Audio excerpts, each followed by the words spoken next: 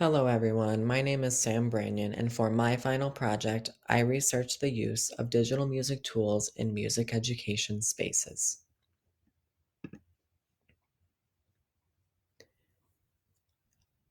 In this presentation, I will share my research on the benefits and challenges of digital tools.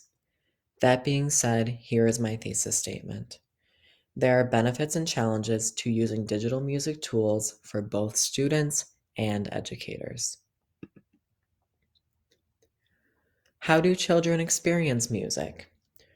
Research scientists CURI and Renta share a very simple yet incredibly powerful quote. Listening is the foundation of musical knowledge. When thinking about sound, children hear sounds around them at a very, very young age. For example, a baby may mimic the pitches that are being sung by the person holding them. The songs that young children are hearing are reflected upon in their minds, and they can make their own connections to the sounds that they are hearing.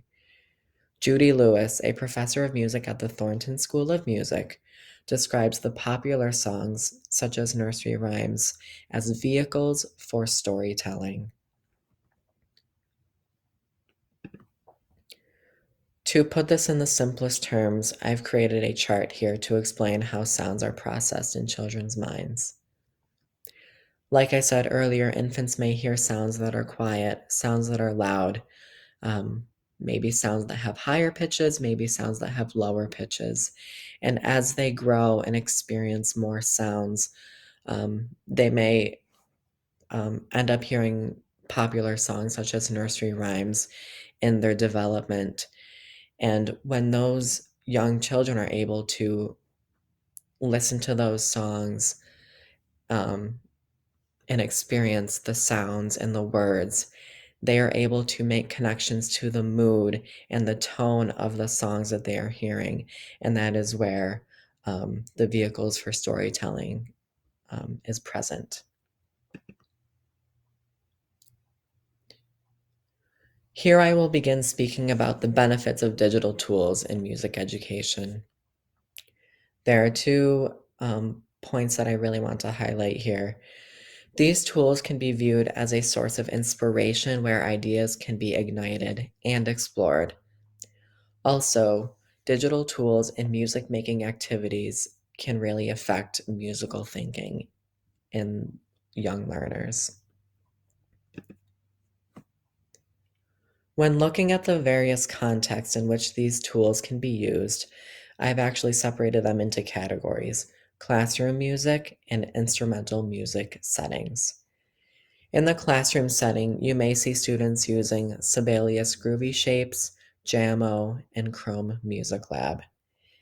In private instruction or independent instrumental practice, you may see digital tools such as practice logs, note feedback software with recording capabilities, digital portfolios, and accompaniment tracks. Sibelius Groovy Shapes. This website allows children to explore timbre, pitch, and rhythm. And in this website, there is visual representation of those musical elements, which is incredibly helpful for those very young learners. Chrome Music Lab also has very similar elements to Sibelius Groovy Shapes. Jammo. This website is for children ages 3 to about 12 years old.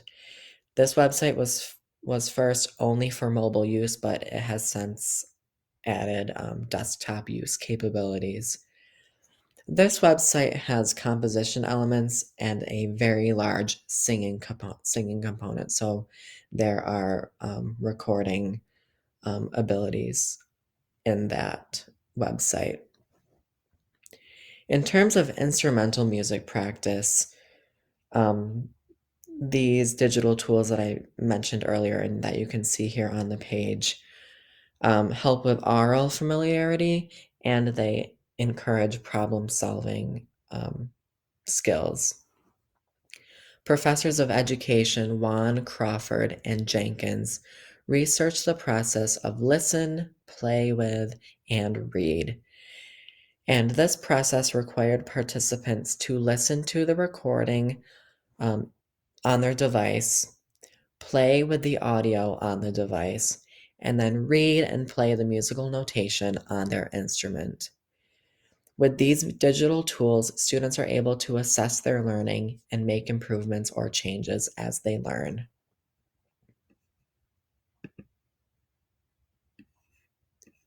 Remixing. Remixing is a musical term but can be applied actually to many disciplines. When I think of remixing, and maybe you do too, you think of altering sounds to create new aural experiences. Erstad, a leading researcher of digital literacy, shares in his study on remixing, multimodal practices could be said to give young people a voice to express their positions and interests as agents of remixing. In Erstad's 3 studies, students explored and created preferential sounds to use in their own work. Although remixing is traditionally a musical tool, this concept can be interdisciplinary, exposing students to the various digital tools, both musical and non-musical, to explore.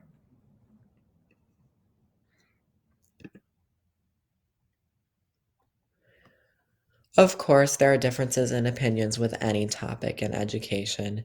In this section, I explore some of the challenges relating to digital music tools in music education. As educators, we always want to improve our practice, which helps our students succeed in our learning spaces. Like I mentioned before, technology is growing at an exponential rate, and teachers, both veteran and new, can feel pressures to keep up with the technological advancements and the pressures to improve their digital literacy skills. For example, some teachers do not know how to share backing tracks, media files, etc. And teachers struggle to adopt and adapt to new teaching practices and curriculum changes. With remixing, there are many positives regarding this practice, but the students in Erstad's study had shared that the teacher restricted them more than supported them due to digital incompetence. Based on the research, age and lack of time are the key factors um, for the challenging experiences that new teachers and veteran teachers have. And I believe that it all depends on the individual teachers. Some new teachers may feel very uncomfortable and very unfamiliar with technology use in the classroom, but veteran teachers may have had more opportunity to explore these available resources. In regards to accessibility of digital tools in instrumental practice, there is a limited number of digital tools that are available. Juan and Gregory, researchers of music education, shared that overall, students using these tools did not aid so overall, students did not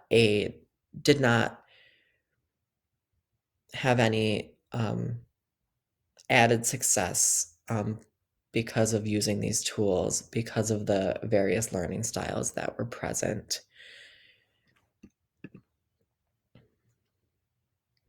To sum up the challenges of using digital music tools in education spaces, these 3 quotes and statements hold incredible value. Um, and I will read them to you here.